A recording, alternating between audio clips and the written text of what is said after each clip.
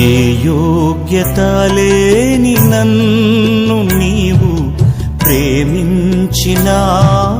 దేవా, ఏ అర్హత లేని నన్ను నీవు రక్షించినావు ప్రభువా.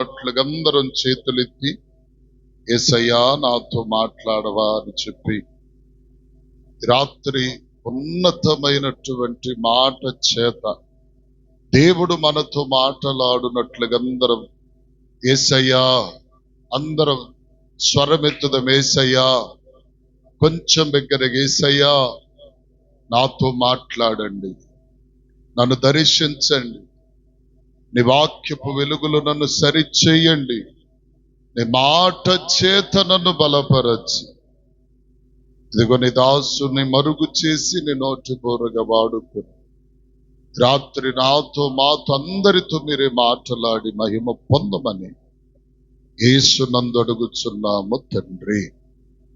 చెప్పండి అందరామే.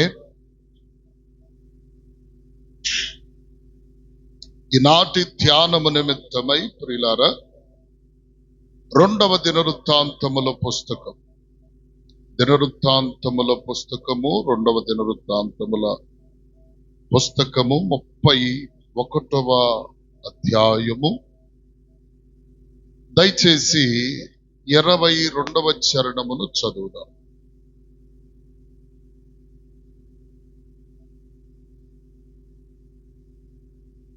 31వ అధ్యాయం 21వ చరణం.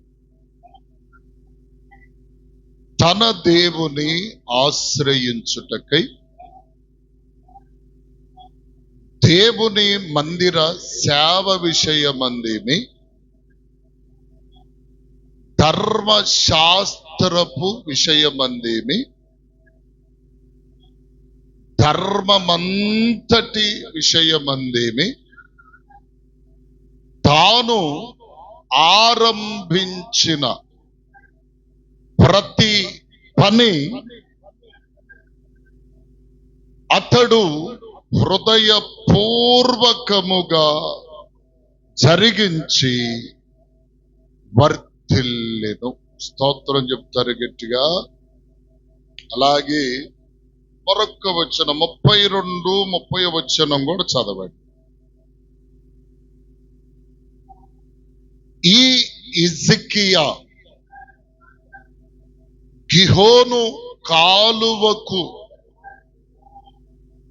ఎగువన కట్టవేయించి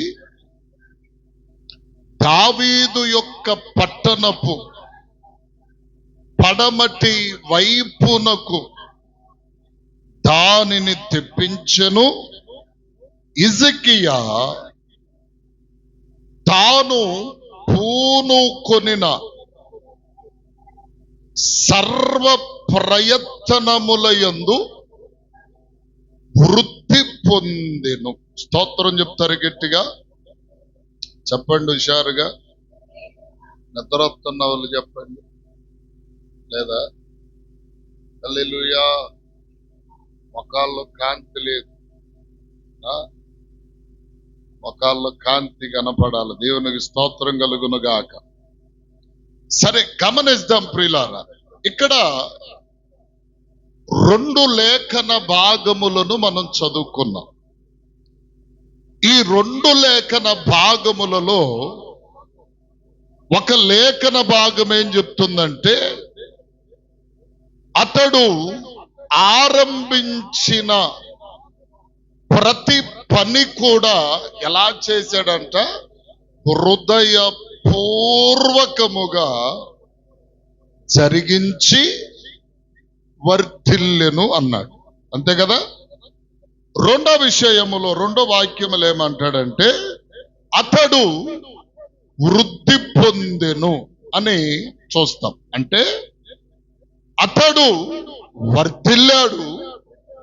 వర్ధిల్లటమే కాదు, వృద్ధి కూడా పొందాడు. ఇక్కడ మనం జ్ఞాపకం చేసుకుంటే,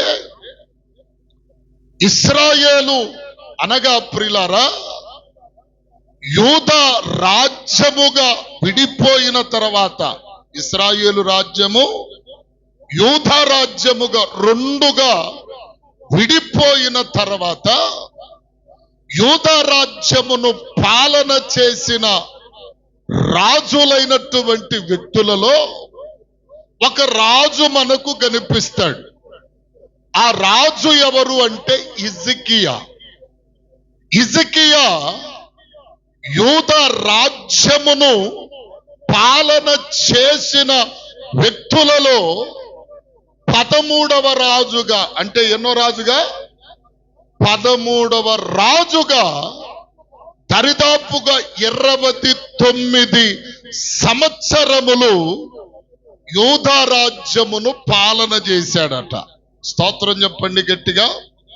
ఈ పాలన చేస్తున్న క్రమములో, ఆ యూదా రాజ్యమును పరిపాలిస్తున్నటువంటి క్రమములో అతడట ఏ పని అయినా ఆరంభించినప్పుడు, ఏ పనినైనా జరిగించేటప్పుడు, ఏ పనినైనా ఇదిగో పూనుకున్నప్పుడు అతడు ఎలా చేసేవాడంటే చెప్పండి ఎట చేసేవాడు? ఇష్టం లేకుండా కాదు, హృదయపూర్వకముగా ప్రతి పని జరిగించేవాడట. జరిగించేవాడు కనుకనే అతడేమయ్యాడంటే మొదటిగా వర్ధిల్లాడు, రెండవది వృద్ధి పొందాడు. ఇంచుమించుగా ఈ రెండు భావాలు ఒక్కటే. హల్లెలూయా చెప్పండి, హల్లెలూయా. తలలు ఇటెత్తండి, ముసుగులు కొంచెం రాగి, ముసుగులు నిండా వేయద్దు. మీరు నిద్ర వస్తున్నారు.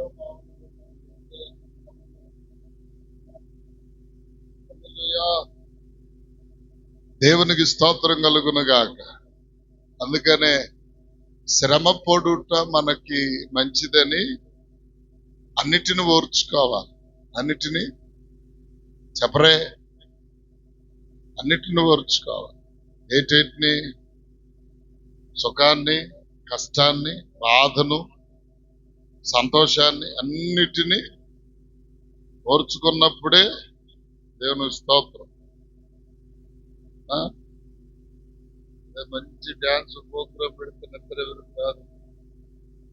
శీతాకాలంలో క్రిస్మస్ పాటలతోనే ఏమన్నా డ్యాన్స్ లేపితే స్టేజ్ మీద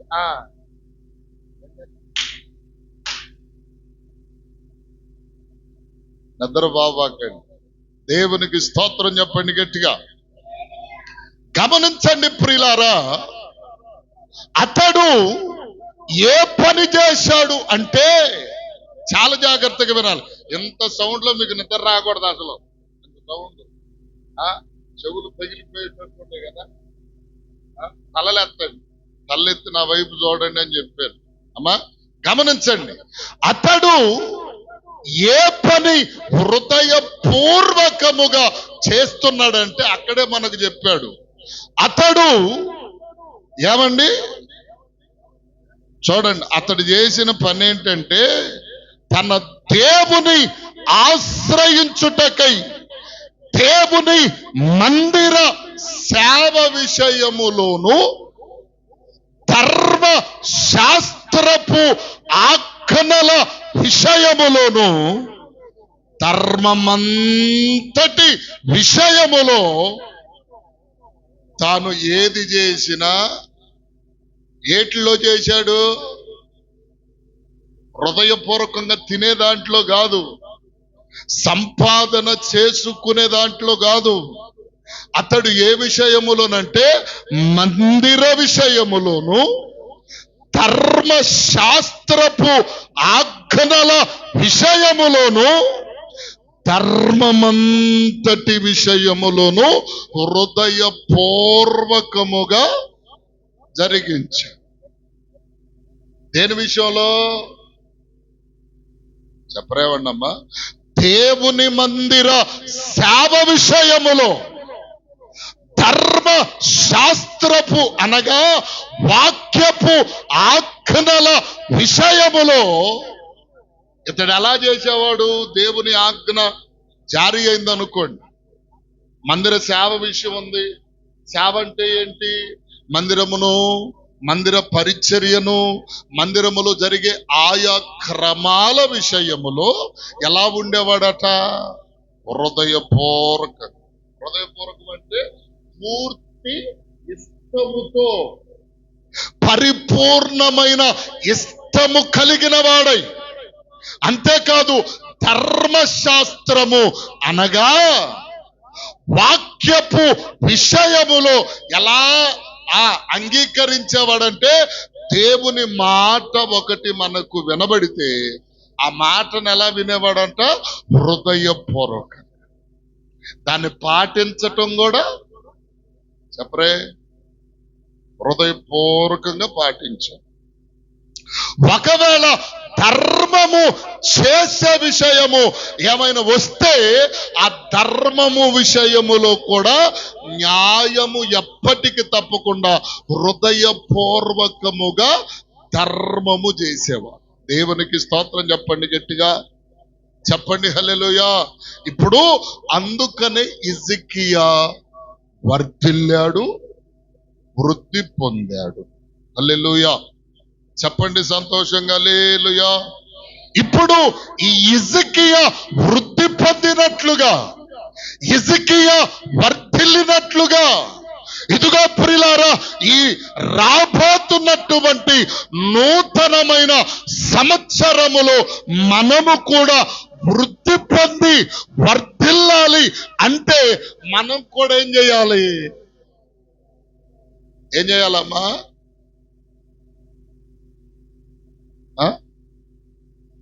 చెప్పండి హల్లెలూయా. ఏం చేయాలి మనం? హిజ్కియా చేసినట్లుగానే చెయ్యాలి. హిజ్కియా ఏం చేశాడు? ఏ పని చేసినా హృదయపూర్వకంగా చేశాడు. కొంతమంది హృదయపూర్వకంగా ఏం చేస్తారు చెప్పండి? పండగ సీజన్లో ఒక 10 ఏళ్ళు డబ్బులు ఎత్తుకెళ్ళారు అనుకోండి, ఆడళ్ళు, దేవునికి స్తోత్రం, చీరలు కొనాలంటే హృదయపూర్వకంగా కొంటారు కదా. హృదయపూర్వకంగా వాళ్ళకి ఇష్టమైనట్టు అన్ని కొంటారు. లేకపోతే 1 లక్ష రూపాయలు భర్తీ ఇచ్చావమ్మా, నగలు నట్ర కొనుక్కోవమ్మా అన్నాడు అనుకో, హృదయపూర్వకంగా చక్కగా నచ్చినది కొనుక్కుంటారు కదా. ఏమండి? అదే దేవుని విషయములో జయమనేసరికి మనకు ఎలా ఉంటుందంటే చాలా కష్టం కదా, కష్టం. అయితే నేను ఇదిగో హిజ్కియా వృద్ధి పొందడానికి, ఇదిగో వర్ధిల్లడానికి అతను జరిగించిన కార్యములు ఏమిటో మనం కొన్నిటిని చూడగలిగితే వాటన్నిటిని మన జీవితాల్లో కూడా ఆచరిస్తూ హృదయపూర్వకంగా జరిగిస్తూ నడిపించబడితే నా జీవితము కూడా హిజ్కియా వృద్ధి పొందినట్లు, వర్ధిల్లినట్లుగా నీవు నేను కూడా రాబోతున్న దినాలలో దేవుడు మనను వర్ధిల్లింపచేసి ఇదిగో వృద్ధి పొందించనైనట్టుగా దేవుడు సిద్ధముగా ఉన్నాడు. దేవునికి స్తోత్రం చెప్పండి, గట్టిగా చెప్పండి హల్లెలూయా. అలాంటి వృద్ధి నీకు కావాలా వద్దా అమ్మా? కావాలొద్దా? వర్ధిల్లాలా లేదా? నీవు వర్ధిల్లాలా లేదా? వృద్ధి పొందాలా లేదంటే అన్ని కావాలి, కానీ చేసేవి సరిగా ఉంటే ఈ రెండు కూడా మన జీవితములలోనికి వస్తాయి. హల్లెలూయా చెప్పండి హల్లెలూయా. ప్రియులారా గమనించండి, ఇదిగో హిజ్కియా చేసినటువంటి కొన్ని కార్యాలు నేను త్వరగా మీ మధ్యకి తీసుకొస్తా. మొట్టమొదటిగా చూడండి, దేవుని యొక్క వాక్యములో అదే దినవృత్తాంతముల పుస్తకం 29వ అధ్యాయం 3వ చరణము 2వ చరణము నుండి చదవండి అమ్మ. మొదటి నుండి చదవండి. ఏలనారంభించినప్పుడు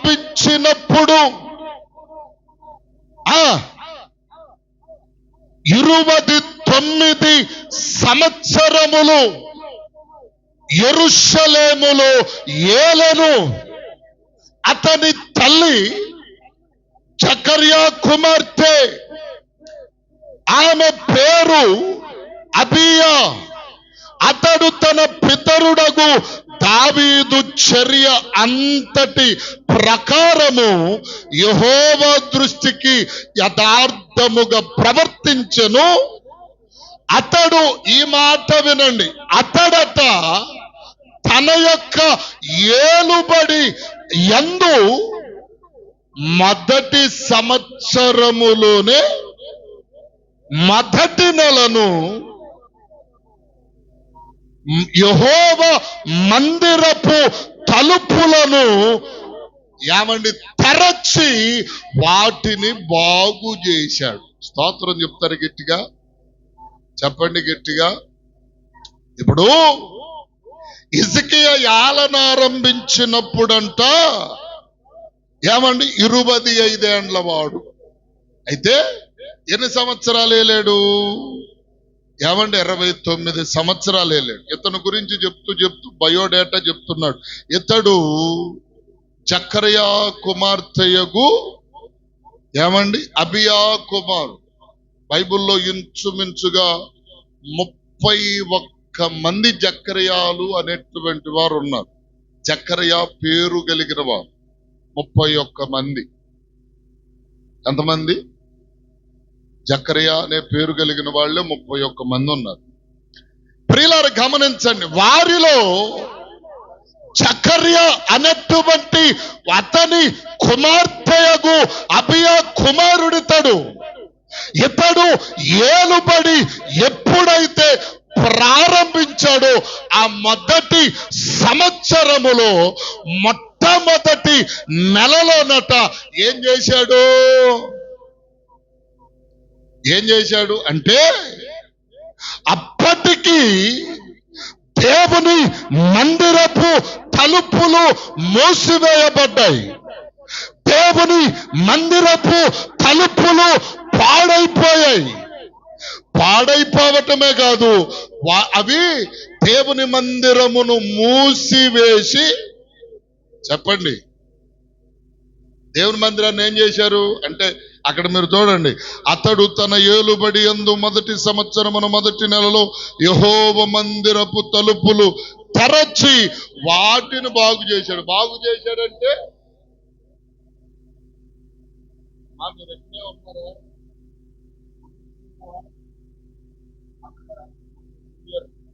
హ్యాపీ న్యూ ఇయర్ చెప్పుకోకుండా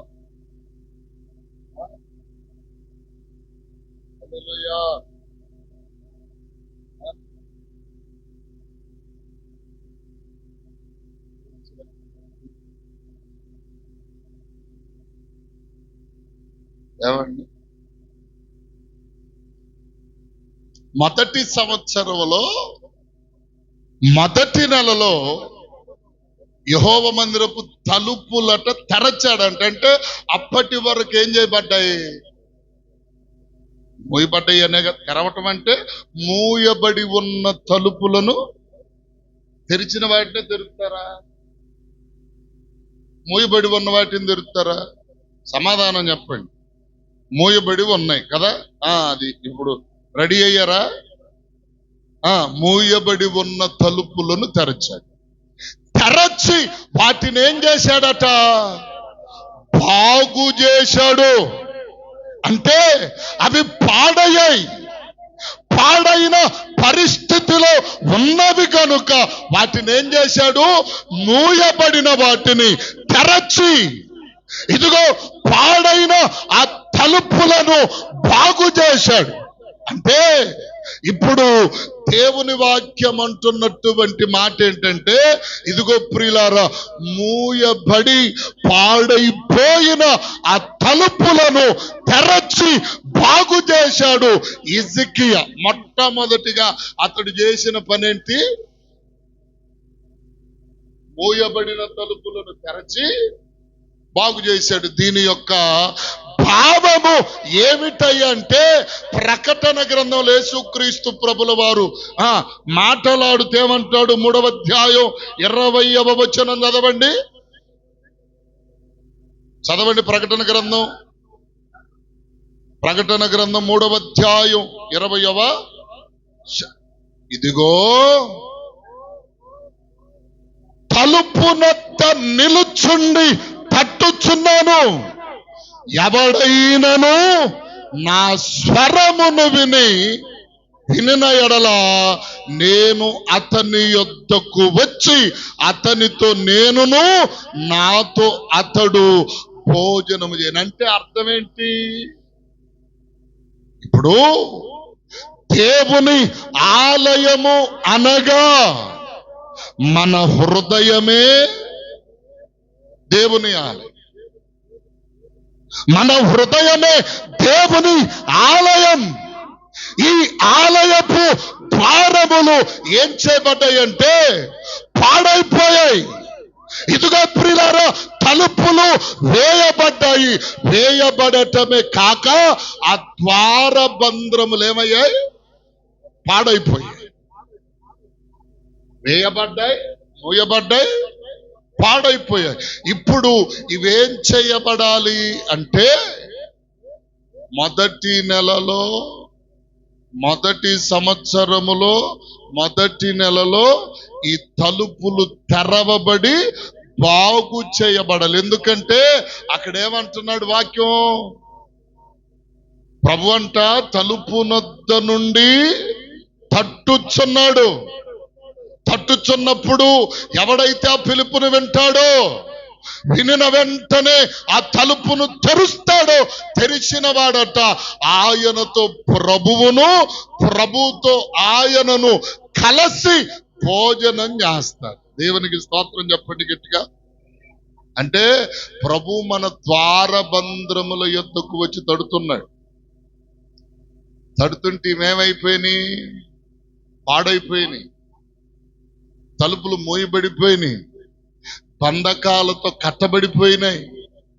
కట్టబడిపోయిన తలుపులను విప్పగలిగిన, చెప్పండి, విప్పగలిగిన, హల్లెలూయా స్తుతి మహిమ ఎల్లప్పుడు దేవుని స్తుతించెదము.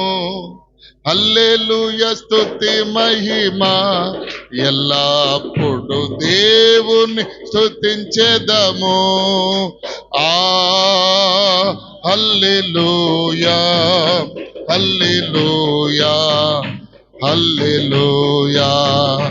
ఆహా హల్లెలూయా హల్లెలూయా హల్లెలూయా హల్లెలూయా. పాట పాడుతుంటేనే మొక్కల కళ కనిపిస్తుంది బాగా.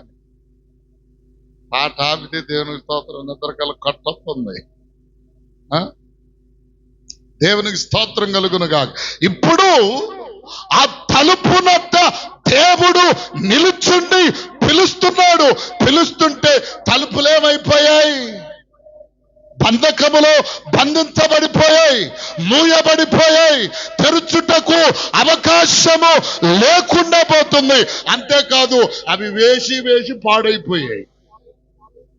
ఇప్పుడు వాటిని ఇజికి ఏం చేశాడు? చెప్పండి అమ్మా. ఇజికి ఏం చేశాడు? తలుపులు తెరచి వాటిని బాగు చేశాడు. పరమగీత గ్రంథంలో కూడా 5వ అధ్యాయంలో 22వ చరణం అనుకుంటా, 22 కాదు 2వ చరణంలో అక్కడ ఒక మంచి మాట ఉంటుంది. ఏమనంటే దేవుడట షోలమిత్తుతో చెప్తాడు, షోలమిత్తి నేను బయటికి వెళ్తున్నాను, తలుపు దగ్గరికి వేసి పడుకో, నువ్వు తాళం గడేసుకోకుండా పడుకో షోలమిత్తి, నేను వస్తాను, పిలుస్తానమ్మా, లెగుద్దు అంటే ఏమేం చేసింది? ప్రియుడు పని మీద బయటికి వెళ్ళాడు కదా, శుభ్రంగా కొండ సట్టి కొట్ట మొత్తం ఉతికి ఆరేసి తలార తానం చేసి భూజంతా దులిపి, పండగ వాతావరణం వస్తుందని భూజంతా దులిపింది, తల స్నానం చేసింది. ఏమండి శుభ్రంగా శోభ మీద కూర్చుంది, తలారు పెట్టుకుంది. దేవునికి స్తోత్రం. నిద్రపోతుంది మనలాగా. నెట్టాగే మనం ఎట్టా నిద్రపోతున్నాం, అట్టాగే నిద్రపోతుంది.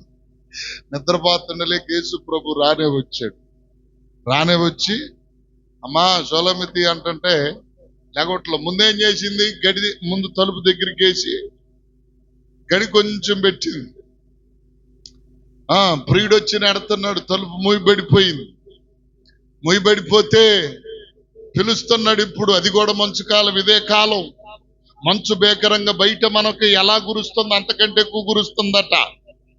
ఏమండి వెంటనే ప్రభు వచ్చాడమ్మా, షోలమితి తలుపుది తలుపుది తలుపుది అంటే ఇదిగో ప్రియులారా వినిపించుకోవట్లేదు. ఎందుకంటే ఎట్టాగే మనలాగానే పని భారాలతో ఒప్పర్ మీటింగ్లు వేసుకొని నిద్రలు పోకుండా దేవునికి స్తోత్రం.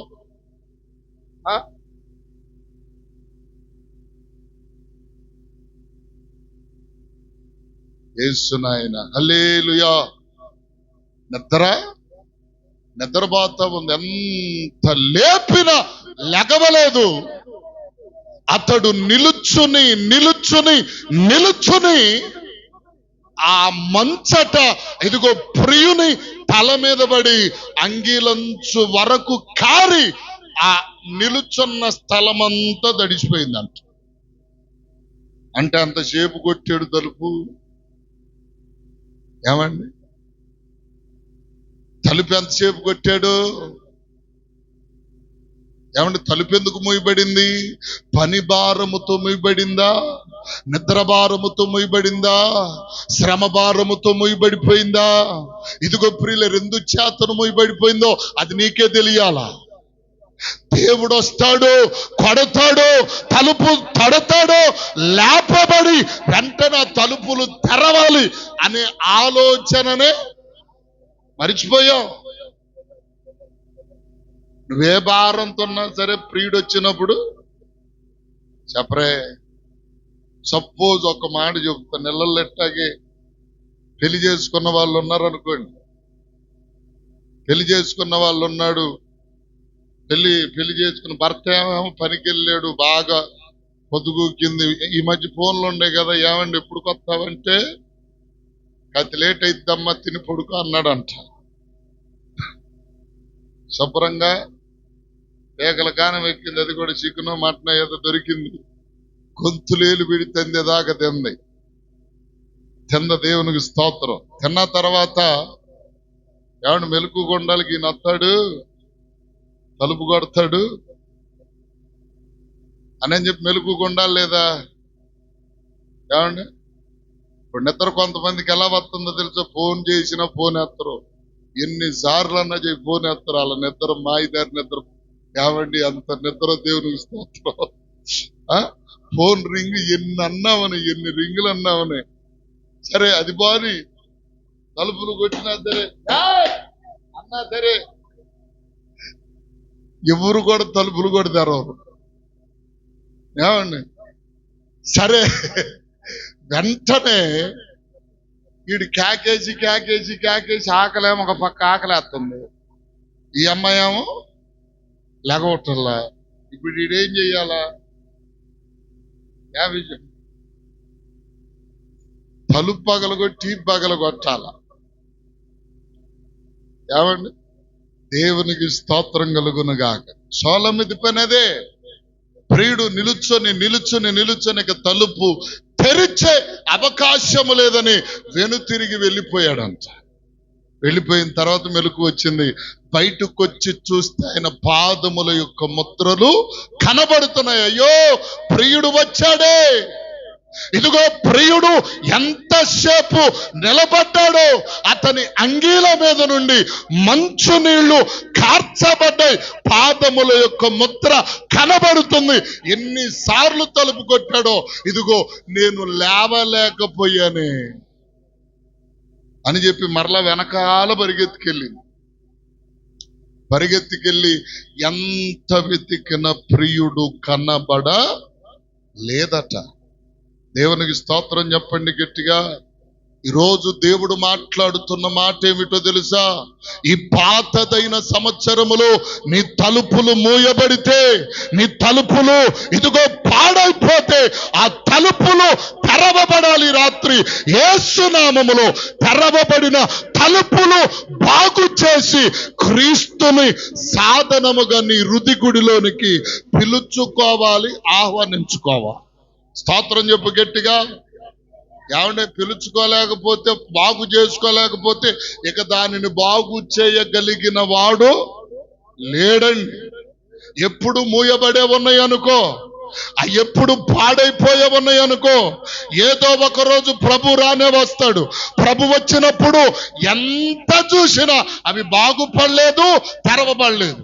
ఒకరోజు ఎట్లాగే ఇదిగో ప్రియులారా, యేసుక్రీస్తు ఆకలి కొని ఆ దారి వెంట వెళుతున్నప్పుడు అంజూరపు చెట్టు ఒకటి కనపడితే చూశాడు. చూసి ఏమండి కాయలు ఏమన్నా దొరుకుతాయేమోనని చూశాడు. అక్కడ రాయబడిన మాట ఏంటంటే, అది అంజూరపు పండ్లు కాయు కాలము కాదట. మరి ఆ టైంలో పళ్ళు ఎట్లా దొరుకుతాయి చెప్పండి? పళ్ళు దొరుకుతాయా?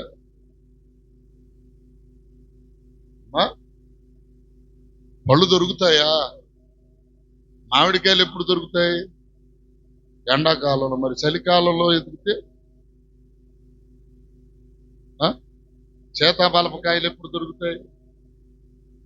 ఇప్పుడు దొరికినాయి, మొన్నటిదాకా దొరికినాయి, ఇప్పుడు ఉన్నాయో లేవో తెలియదు. సపోటాలు కానీ, తర్వాత ఇంకా కొన్ని పళ్ళు ఫలాని కాలంలోనే కాస్తాయి. మన గుంటూరు వెళ్తుంటే మామిడికాయలు ఉన్నాయి చలికాలంలో. పాస్టమ్ గారు చూసి బెంగిన పిల్లి మామిడికాయలు బాగున్నాయి నిజంగా. ఏంటి ఇప్పుడు మామిడికాయలు ఉన్నాయి అంటది. మా నాన్నగారు ఒక తోట వేసి ఆ తోటలో కాసినాయి అన్నా నేను. దేవునికి స్తోత్రం కలుగును గాక.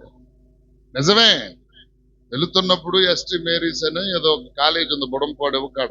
ఆ కాలేజీ దగ్గర అమ్ముతున్నారు, మంచిగా నిగనగా పుష్పుగా కనపడుతున్నాయి చక్కగా. ఏంది ఇప్పుడు మామిడికాయలు ఉన్నాయండి అని అంటుంది పాస్టర్ గారు. ఏమన్నమ్మా నాకేం తెలుసు, అయ్యే బాగుంటాయో బాగో నాకు తెలీదు అని చెప్పారు. గమనించండి. ఇప్పుడు ఆ కాలములు వెళ్ళి అంజూరపు చెట్టును చూస్తే ఒక్క కాయ కూడా లేదట. ప్రభు అన్నాడు, ఏమన్నాడు దానిని? ఏమండి శపించాడట. ఎందుకు? నేను ఆకలి కొరినప్పుడు, నేను వచ్చినప్పుడు నా ఆకలి తీర్చడానికి అది ఫలాలు లేని చెట్టుగా ఉన్నది గనుక ఏర్లు మొదలుకొని తెల్లారి సరికి వచ్చేసరికి ఏర్లు మొదలుకొని ఆకులంతా ఎండిపోయిందంట. దేవునికి స్తోత్రం కలుగును గాక. అంటే ఆయన వచ్చినప్పుడు మన తలుపులు తెరవబడి లేకపోతే, తలుపులు బాగు చేసి లేకపోతే, ఆయన ఏదొక విధంగా మన జీవితములో ఇదిగో ప్రియులారా ఏదొక విధమైనటువంటి ఇబ్బందికరమైన పరిస్థితిలోనికి ప్రభు నెట్టివేసే అవకాశం అన్నది గనక, ఇకనైనా మన జీవితాల తలుపులు మూయబడిత తలుపులు యేసు నామములో తెరవబడును గాక. నూతన సంవత్సరముల తలుపులు బాగు చేయబడి క్రీస్తుకు నివాసయోగ్యమైన స్థలముగా నీ హృదయము మార్చబడును గాక. చెప్పండి అందరూ ఆమేన్. ఏమండి? మొట్టమొదటిగా మన హృదయ తలుపులు తెరవబడాలి, బాగు చేసుకోవాలి. రెండవది హిజ్కియా చేసిన పనేమిటి చూడండి. ఇదిగో ప్రియులారా, అదే రాజుల రెండవ గ్రంథం 18వ అధ్యాయం 4వ చరణం. రాజుల రెండవ గ్రంథం 18వ అధ్యాయం 4వ చరణం. ఉన్నత స్థలములను కొట్టివేసి విగ్రహములను పగలగొట్టి మోషే చేసిన ఇత్తడి సర్పమును చిన్నాభిన్నము చేసి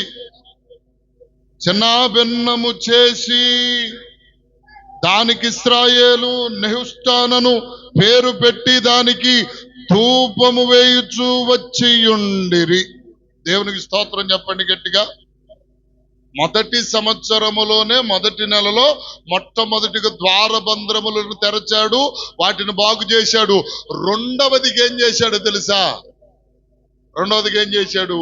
ఉన్నత స్థలములలో అనగా దేవుని మందిరములో ఉన్నత స్థలములు అంటే ఇదిగో అతి పరిశుద్ధ స్థలమైన ఏమండి ఆ స్థలములోనట మోషే ఒక ఇత్తడి సర్పమును చేస్తే, ఆ ఇత్తడి సర్పమును ఇశ్రాయేలీయులు ఏం చేశారు? తీసుకొచ్చి ఈ ఉన్నత స్థలములలో పెట్టారు. ఎందుకు పెట్టారు? అది కూడా కొంత విషయాన్ని మీకు చెప్తాను.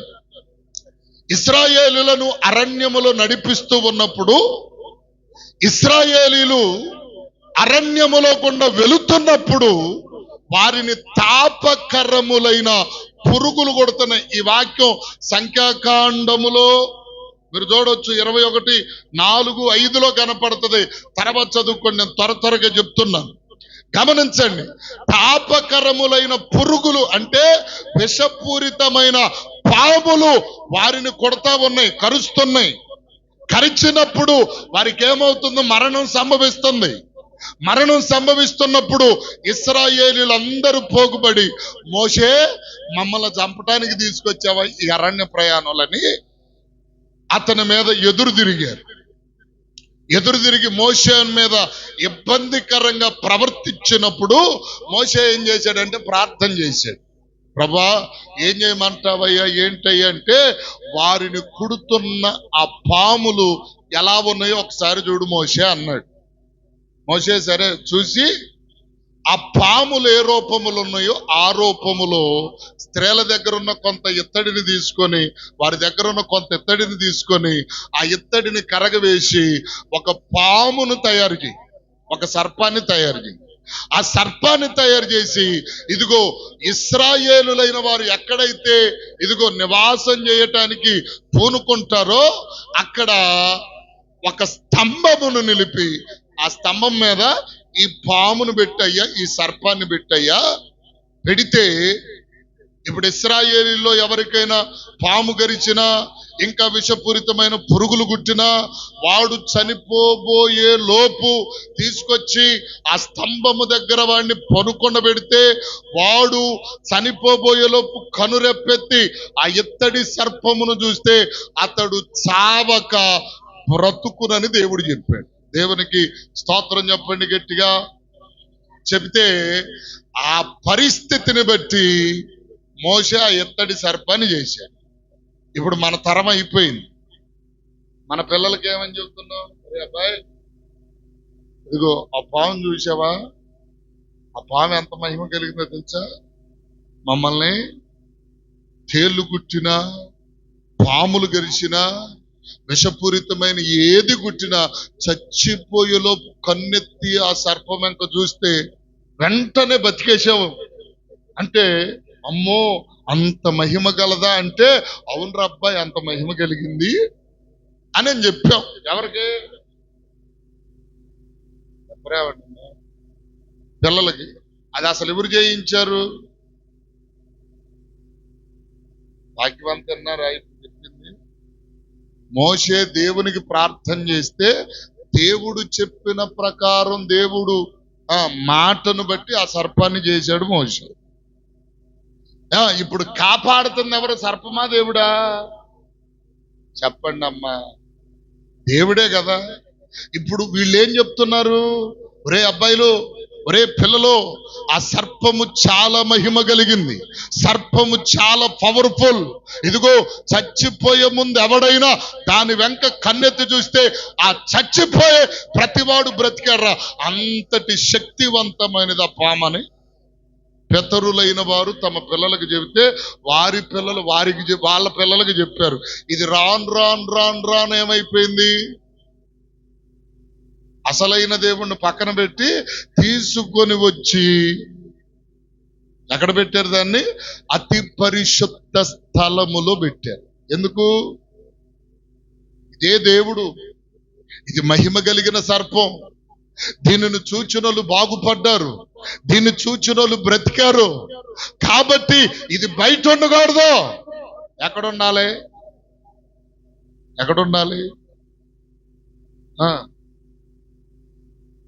అతి పరిశుద్ధ స్థలంలో, ఉన్నత స్థలముల్లో ఉండాలి. అంటే దేవునికి ఇవ్వవలసిన స్థానమును వీళ్ళేం చేశారు? ఇత్తడి సర్పమునకు ఒక విగ్రహమునకు ఇచ్చారు. ఇస్తే హిజ్కియా ఏం చేశాడో తెలుసా? తలుపులు తెరవగానే కనపడింది ఏంటది? అది ఇత్తడి సర్పం. దాన్ని మంచి శుద్ధి తీసుకొని పగులగొట్టి చిన్నాభిన్నము చేసి తీసుకొని వెళ్ళి దానిని కిద్రోను వాగులో పారవేశారట. హల్లెలూయా. చెప్పండి హల్లెలూయా. ఇప్పుడు విగ్రహం ఎక్కడుంది?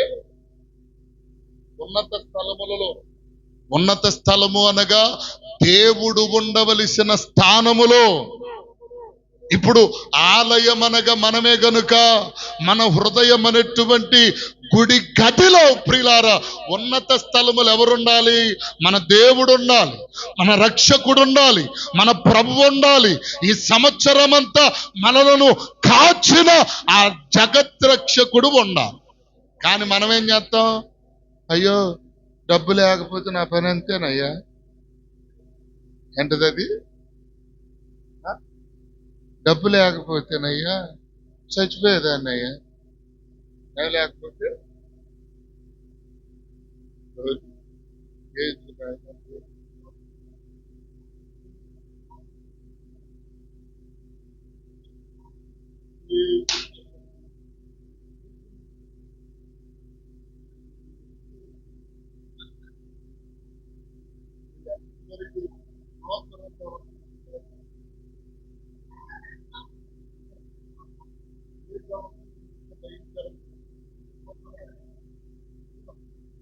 సంవత్సరం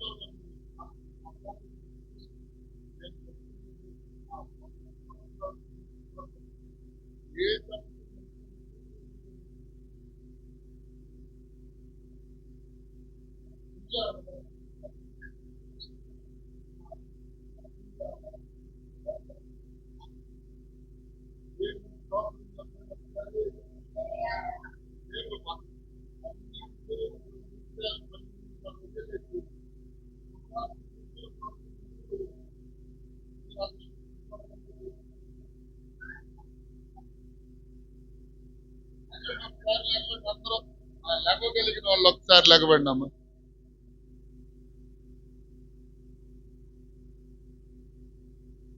ప్రభు యేసు నా రక్షక వసగు కన్నులు నాకు నిరతంబునే నిన్ను చూడా.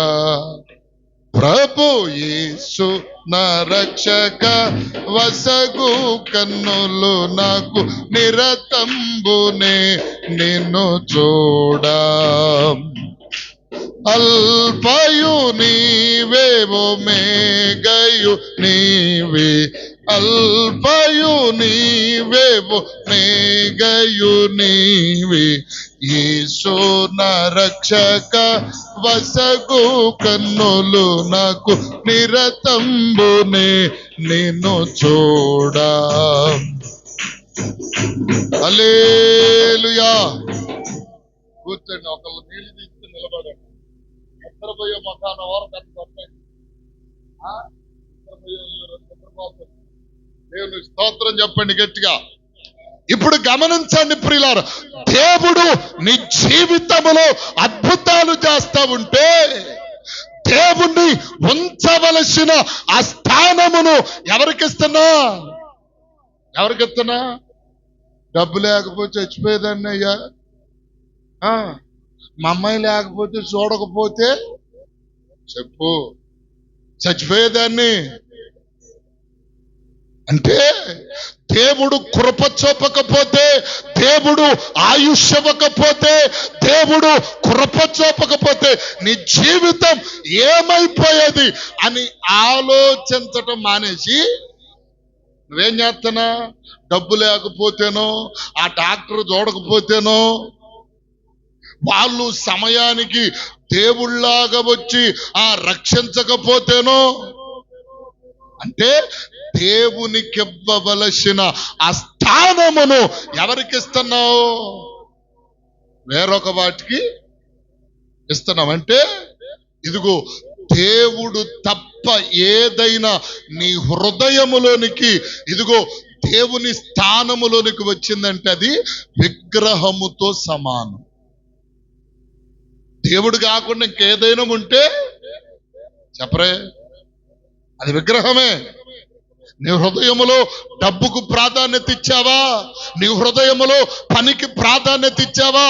నీ హృదయములో బంధువులు, రక్త సంబంధికులు, ప్రతి విధమైన వాటికి ఇదిగో ప్రియులారా ప్రాధాన్యత ఇస్తే అది దేవుని కంటే ఎక్కువ నువ్వు దేనికైతే ఇంపార్టెంట్ ఇస్తున్నావో అది నీ జీవితం దేవుని దృష్టిలో ఏమంటది? విగ్రహం.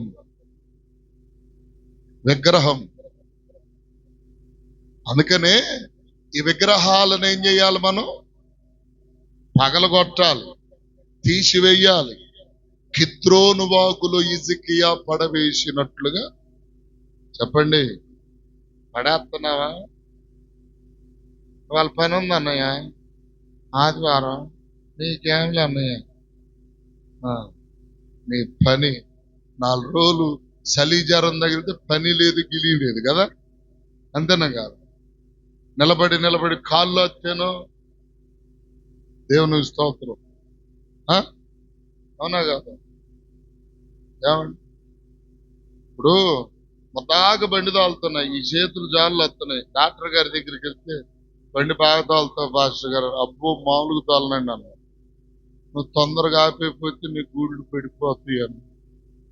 పడిపోయిన తర్వాత బండి ఎంత తోలుతాను? అంతే కదా. అంటే బండే తోలలేకపోతే ఇప్పుడు అన్నం కూడా లెగవదు. అంతేనా? స్తోత్రం చెప్పండి గట్టిగా. ఏమండి, చాలు నైట్ అంతా జాలి, నిద్రపోతే ఒట్టు దేవుని స్తోత్రం. ఈ జాలి ఎట్లుంటుందో తెలుసు, కొత్తగానే బునికి నలిగితే కర్ర కర్ర కర్ర కర్ర కర్రని నవ్వుతున్నట్టు ఆ జాలు మామూలుగా ఉండదు. 2 గుళ్ళు జాలి.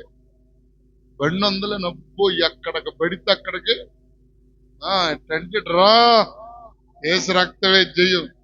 వెనకాల నేను తోలేదు తోలతం కాకుండా పని అంటుందేమా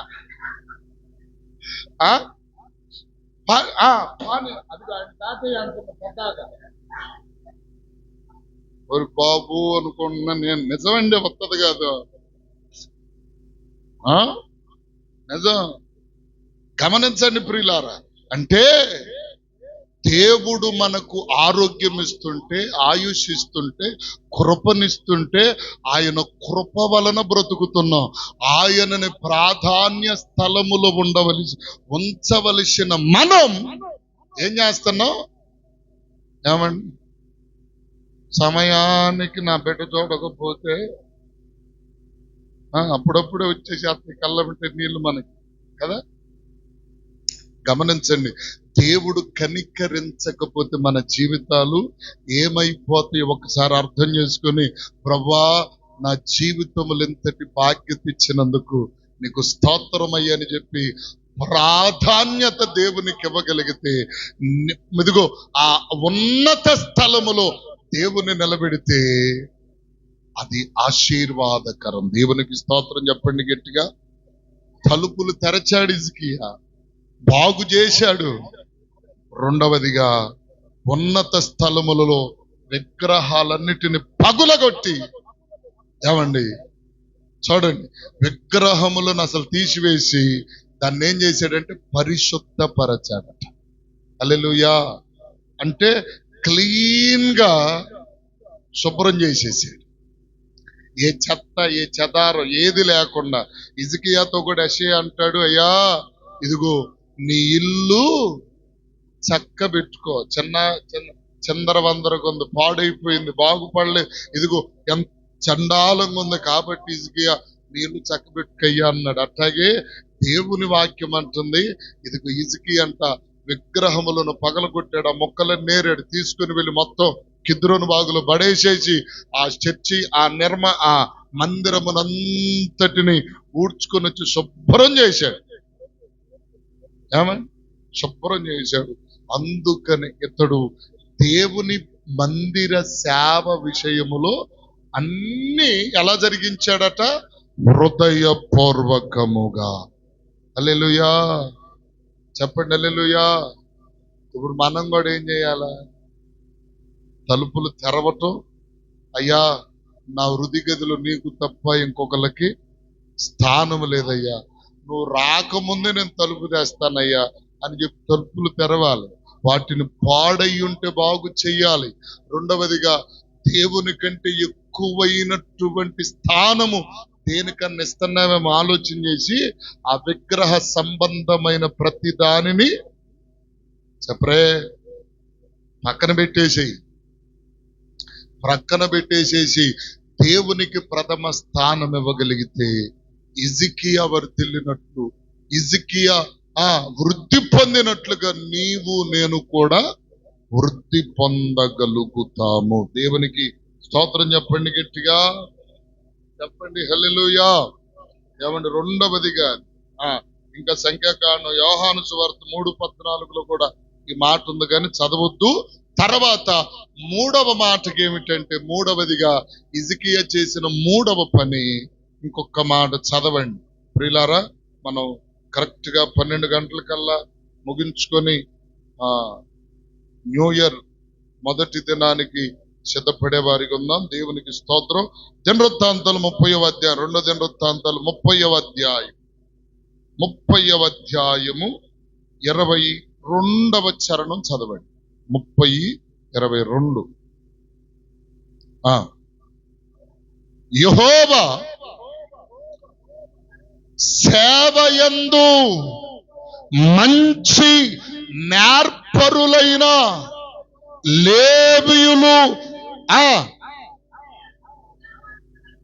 లేవీయులందరితో హిజ్కియా ప్రీతిగా మాట్లాడెను. వారు సమాధాన బలులను అర్పించుచు తమ పితరుల దేవుడైన యెహోవా దేవుడని ఒప్పుకొనుచు 7 దినములు పండుగను ఆచరించిరి. స్తోత్రం చెప్తారు గట్టిగా. ఇప్పుడు హిజ్కియా చేసిన మూడో పని ఏంటో తెలుసా? మందిరపు తలుపులను బాగు చేశాడు, తలుపులు తెరచాడు, ఉన్నత స్థలములలో విగ్రహాలు తీసివేశాడు, మందిరమును పరిశుద్ధపరచి వెంటనే ఏం చేశాడంటే మందిరములో సేవ చేయు నిమిత్తము ఎవరిని ఏం చేశాడంట? నేర్పరులైన లేవీయులను ఏర్పాటు చేశాడు. మొట్టమొదటికి ఏం చేశాడు? మందిరంలో చెప్పరమ్మా, మందిరంలో ఏం చేశాడు? నేర్పరులైన సేవ చేయుటకు, సేవ ధర్మము ఎరిగిన వారిని, సేవ కట్టుబాట్లను ఎరిగిన వారిని, సేవ అంటే ఏమిటో వారు గ్రహించిన వారిని, ఇదిగో ప్రియులారా ఏం చేశాడు? మందిర సేవ విషయమునకు నేర్పరులని వారిని గుర్తించాడు. బైబిల్ గ్రంథంలో ఈ దావీదును గురించి ఒక మాట ఉంది. దావీదు ఏం చేస్తాడంటే పాటలు పాడటానికి గాయకులు కావాలన్నాడు. గాయకులు అంటే ఎవరు గాయకులు? ఆడేవాళ్ళేనా? అంతేనా? పాట ఎలా పాడాలో తెలిసిన వాడు గాయకుడు. అంతేనా? అంతేనమ్మా. పాట ఎలా పాడాలో ఎరిగిన వాడు గాయకుడు. ఎరగిన వాడు ఏమంటారు? గాయకుడు అంటారు. ఎవరు పడితారులే, ఏమైందిలే, పాట పాడతారులే అనుకుంటే ఆ పాట ఏమైపోతుంది? చెప్పరే. ఆ మాట కూడా చూడండి వాక్యంలో, దేవుని వాక్యంలో మనం చూస్తే ఏమండి, దినవృత్తాంతములు 25, మొదటి దినవృత్తాంతములు 25:1 చరణం ఒకసారి చదవండి. మొదటి దినవృత్తాంతములు 25:1.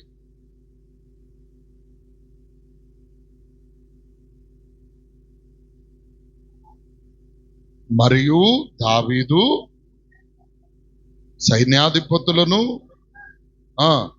హేమాను యెదూతును అనువారి కుమారులలో కొందరిని సేవ నిమిత్తమై ప్రత్యేకపరిచి సితారాలను, స్వరమండలములను, తాళములను వాయించుచు ప్రకటించునట్లుగా నియమించిరి. ఈ సేవా దుర్పతిని బట్టి ఏర్పాటైన వారి సంఖ్య ఎంతనగా. హల్లెలూయా. ఏమండి ఇక్కడ ఆ బారుకు మనం చూడగలిగితే అన్ని కూడా 3వ వచనములో ఏమండి, సంబంధులలో స్తుతి పాటలు పాడుచు యెహోవాను స్తుతించుటకై సితారాలు వాయించుటకై ప్రకటించు తమ తండ్రి అయిన యెదూతును చేతి క్రింద నుండు యెదూతు కుమారుడైన గెతల్యా. ఏమండి వీళ్ళందరూ కూడా వాయించే క్రమం, పాటలు పాడే క్రమం ప్రతిదీ ఎరిగిన వారినే దావీదేం చేశాడు, ఏర్పాటు చేసి. ఏం తెలియనోడిని తీసుకొస్తే ఏం చేస్తాడు చెప్పండి. గురువు లేని విద్య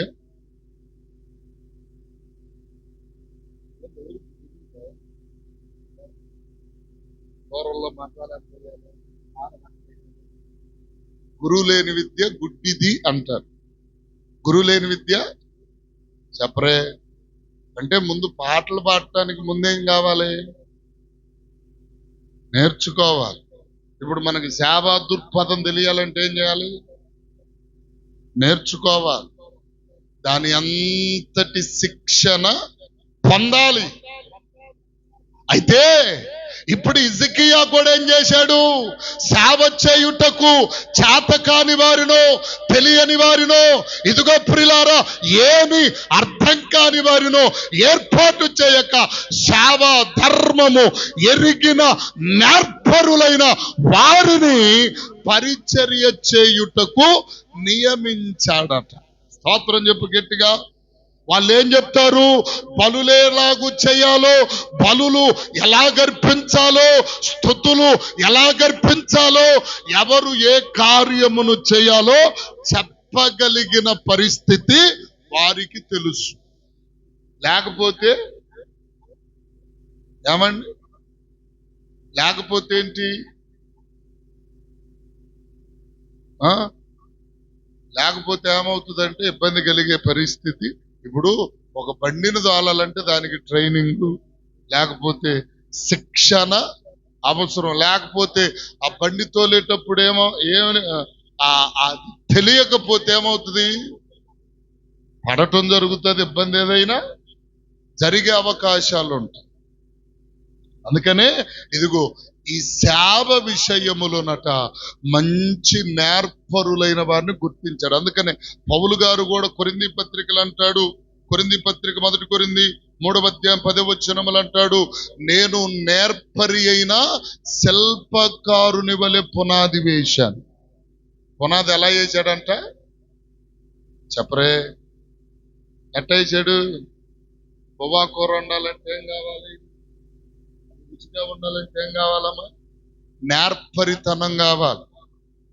అర్థం కాల, కూర అంతా బాగానే ఉండి ఉప్పు ఎక్కువ వేసింది. మొన్న భోజనానికి పిలిచింది ప్రేమతో, దేవునికి స్తోత్రం. మన సంఘంలో కాదులేమ్మా, అమ్మో ఎవరు అనుకుంటారు, దేవునికి స్తోత్రం. ఏమండి మొత్తాన్ని పిలిచింది. ఎవరెవరిని పిలిచిందో తెలుసా, నేను, పాస్టమ్మ గారు, మా అమ్మగారు, మా పెద్దమ్మ గారు, బెసలీలు అతిరయ్య మొత్తం వెళ్ళాం. వాళ్ళ కుటుంబంలో ఇంకొక 3 ఉన్నారు, దేవునికి స్తోత్రం. కొబ్బరి అన్నం ఏమన్నా కొబ్బరి అన్నం చేసింది. సరే నేనేం కొద్దిగా ఆకలిని కదా, సరే వెళ్ళి బాగా తినాలని వెళ్ళి కూర్చున్న, దేవుని స్తోత్రం. ఆ కొండను చూసేలేక దెబ్బకి ఆకలి తీరిపోయింది. కొండను చూసేలేకే ఓరి నిజమే తల్లులారా, కొండ ఎంత ఉంది, ఇక్కడ కూర్చుంది ఎంతమంది, తలా ఒక ముద్ద కూడా రాదు, దేవునికి స్తోత్రం. మేమున్నదే 5, వాళ్ళు ఒక 3 కాదు 4. ప్రియులారా మొత్తం ఎంత, 9 మందికి కేజీ బియ్యం వండింది. ఇంత దాంట్లో వండింది. దాంట్లో ఒక కేజీ చికెన్ తీసుకొచ్చింది. దాంట్లో ఏం చేసింది, కారంతో పాటు ఉప్పు ఎక్కువ వేసింది. నిజమండి, నేను చెప్పేది జోక్ కాదు. సరే కూర్చున్నాం. కూర్చుండిలేకి వీళ్ళారా ముందుగా వాళ్ళ హస్బెండ్ గారికి పెట్టిన ఏమంటే బాగుందా అంటే సరిపోయింది అన్నాడు. సరేనని చెప్పి నాకేసి ఇచ్చింది. రెండోది నాకేసి ఇచ్చింది. అయ్యా బాగుందని తప్పలే ఉందమ్మా. నేను అంటూ అమ్మా ఎంత కసివా అనుకుంటున్నా. నేను నిజం కసి అంటే ఎందుకు వినపాపం అంటాను కనుకున్నాను తర్వాత. అంటే పెట్టింది ఇప్పుడు వండింది మొత్తం మిగలాలి. వండింది మొత్తం ఏమవ్వాలా? మిగలాలంటే మీరు కూడా నేర్చుకోండి. ఉప్పు కారం ఎక్కువ వేశారంటే ఏ సునామంలో తినేవాడు ఏమైంది? వందనాలు చెప్పి దేవుని స్తోత్రం అబ్బా భలేగుందమ్మా అని 2 ముద్దలు కడుపు నిండిపోయింది తల్లి అని చెప్పి పరారు. నిజం ప్రియులారా. ఏమండి అసలు మళ్ళా అంటుంది నేను బాగా వండుతానబ్బా. అంతేనమ్మా నిజంగా ఇంత గజం వేసావంటే బాగా వండుతాను అనుకొని మెల్లిగి ఇంటికి చేయి కడుక్కొని కొద్దిగా ఆకలితో చింటికాడ ఆకలి తెరలేదుగా మళ్ళా అన్నం వండించి అప్పుడప్పుడు అన్నం వండించి ఎట్టాగట్ట పూటకు తినొచ్చుగా అంట దేవం గారు చేయటానికి ఇబ్బంది అయిపోయి ఏం తింటావమ్మా అంత కసి ఉంటే ఏడ తింటావు నువ్వు కూడా తిన్నావు కదా అనంటే సరేనని చెప్పి వండితే మామిడికాయ పత్ర వేసి తిన్నావా నైట్. గమనించండి. అంటే ఏదైనా నేర్పరితనం లేకపోతే ఏమవుతుంది? అది చెడిపోతాయి. అందుకనే పౌలు అంటాడు ఇదిగో నేను నేర్పరి అయిన శిల్పకారుని వలె పునాది వేశాను. పునాది ఎలాగు వేయాలి అంటే నేర్పరితనముతో. నేర్పరితనము లేకపోతే పునాది వేయుటకు పనికిరారు. గమనించండి ప్రియులారా. ఇప్పుడు ఆ నేర్పరి అయిన శిల్పకారుని వలె పునాది వేయటమే కాకుండా ఇప్పుడు నేర్పరులైన లేవీలను సిద్ధపరచటమే కాకుండా హిజ్కియా వారితో ఎలాగ మాట్లాడాడంట? ప్రీతిగా చెప్పండి. ప్రీతిగా మాట్లాడు. ప్రీతిగా అంటే ప్రీతిగా అంటే అర్థం ఏంటి? ప్రేమగా మాట్లాడు. ప్రేమగా ప్రేమండి అమ్మా. ప్రేమగా మాట్లాడు. ప్రేమగా అంటే అర్థం ఏంటి? హృదయపూర్వకంగా చెప్పరే. ఏ మాట అయినా సరే హృదయపూర్వకంగా ప్రేమతో ఉన్నది ఉన్నట్లుగా. ఇదిగో ప్రియులారా సేవకులతో మాట్లాడేటప్పుడు ఎలా మాట్లాడాడంట? ప్రీతిగా మాట్లాడాడు. ప్రీతిగా అంటే ఎట్లా మాట్లాడాలి? అమ్మా వందనాలు వందనాలా అనాలా? ప్రీతిగా అంటే అమ్మా వందనాలు అని పాస్టర్ గారు అంటే సరే వందనాలా ప్రీతిగా మాట్లాడినట్ల? లేకపోతే ఏమంటే సేవకులైన వారితో ఎలా మాట్లాడాలి? ప్రీతిగా. వారిని గుర్తించటమే కాదు, వీరు సేవ నిమిత్తము పరిచర్య నిమిత్తము వారు శ్రమ పడుతున్న దైవజనులు, కష్టపడుతున్న ప్రయాసపడుతున్న సేవకులని వారిని గుర్తించి వారితో ఎలా మాట్లాడాలి అంటే ప్రీతిగా మాట్లాడు, ప్రేమగా మాట్లాడు. కొందరు మాట్లాడతారు భలే బాధాకరంగా కదా. ఏమండి అలాగూ కాకుండా సేవకులైన వారితో ప్రీతిగా మాట్లాడాడు. హిజ్కియా ప్రీతిగా మాట్లాడి నేర్పరులను గుర్తించాడు. వీళ్ళు ఎలాంటి సేవకులు? ఒక సంఘం ఉంది ప్రియులారా. ఒక సంఘం ఉంది. అపోస్తులుడైనటువంటి యోహాను రాస్తూ అంటాడు, ఆ సంఘం ఎలాంటిదో చూడండి. ప్రకటన గ్రంథం 2వ అధ్యాయం. ప్రియులారా ఆ సంఘం ఎలాంటిదో చూడండి. 2వ అధ్యాయం 4వ చరణం చదవండి ఒకసారి. అయినను 2వ వచనం 2 నీ క్రియలను, నీ కష్టమును, నీ సహనమును నేను ఎరుగుదును. దుష్టులను సహింపలేవనియు అపోస్తలలు కాకయే తానంట అపోస్తలమని చెప్పుకొనుచున్న వారిని ఏం చేశారు? ఈ సంఘం పరీక్షించారట. స్తోత్రం చెప్పండి గట్టిగా. వాళ్ళ అపోస్తలులు కాదు, కానటువంటి వారిని ఆ సంఘం ఏం చేసింది? వీళ్ళేం బోధకులని చెప్పుకుంటున్నారు. బోధకులని చెప్పుకుంటుంటే ఆ సంఘం గుర్తించి వీళ్ళు బోధకులు కాదు, అపోస్తలులు కాదని వారి మీద గొడవకు దిగారంట. మీరు చెప్పేవి అక్కడేమంటాడు? అపోస్తలు కాకే అపోస్తలమని చెప్పుకొని వారిని పరీక్షించి వారు అబద్ధికులని నీవు కనుగొట్టివి. వారు అబద్ధికులు, వాళ్ళకి మా దగ్గరకు రావడానికి వీల్లేదు అని చెప్పి అనుకున్నారు. అనుకుంటే ఏమండి, ఆ ప్రకారముగా ఆ సంఘం ఏం చేసిందంటే వీళ్ళు అబద్ధికులు, వీళ్ళు మోసగాళ్ళు, వీళ్ళు లంచగొండలు, వీళ్ళు పనికిమాలోళ్ళు అని చెప్పి దుర్బోధకులని, ఏమండి అన్యాయపు మాటలు చెప్పేవారని, సంఘములను పాడు చేయువారని వాళ్ళు గుర్తించి ఏం చేశారు? వీరు అబద్ధికులు, మీరు మా దగ్గరకు వచ్చి ఇంకొకసారి బోధించారా? దేవునికి స్తోత్రమే చెప్పేశారు. హల్లెలూయా. అంటే గుర్తించడం, ఇది నిజమైన బోధ కాదా, ఇది కరెక్టా కాదా అనేటువంటి గుర్తించడం మనకు కావాలి. దేవునికి స్తోత్రం చెప్పండి గట్టిగా. హల్లెలూయా. కాబట్టి ఇదిగో, వారు నిజమైన వారు కాదో, వారు లేవీయులో కాదో, పరిచర్య ధర్మము నెరిగిన వారో కాదో మనం ఏం చేయాలంటే గుర్తించాలి. ఈ మధ్యకాలంలో ఎవరన్నా వస్తా ఉంటే ఏం చేస్తున్నారంటే సంఘాలు పాడు చేస్తున్నారు. కొంతమంది సంఘాల్లోనికి వస్తే పాడు చేస్తున్నారు. దుర్బోధలు, అనేకమైన రకాలైన దుర్బోధలు బయలుదేరాయి. ఏమండి, ఇంకా ఎన్నో రకములైన పరిస్థితులు బయలుదేరుతున్నాయి. కనుకనే కొన్ని చోట్ల ఏం చేస్తున్నారంటే, కొన్ని చోట్లే కాదు, వాస్తవానికి మన సంఘములోని కూడా కొంతమందిని పిలవని కారణం అదే. ఎందుకో తెలుసా? సంఘానికి వస్తే సంఘాన్ని పాడు చేస్తున్నారు. ఎక్కడ అవకాశం దొరికితే అక్కడ మందిరాలు కడుతున్నారు. మన సంఘం పాడవటానికి అవకాశం లేదు, వాళ్ళ వల్ల కూడా కాదులే కానివ్వండి. కానీ నేను చెప్తున్నా, ఏమండి, అందుకనే నేర్పరులైన వారిని గుర్తించాడు, వారితో ప్రీతిగా మాట్లాడాడు హిజ్కియా. అందుకని అతడు వృద్ధి పొందెను, వర్ధిల్లాడు. అంతేకాదు, ఇంకొక మాట చదవండి, ఒక్క మాట చదవండి, ముగించేస్తాను.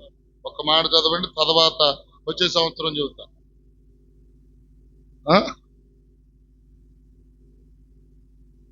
ఉందిగా, ఒక్క నిమిషం. ఓకే, అయితే అందరు లేకపోండి.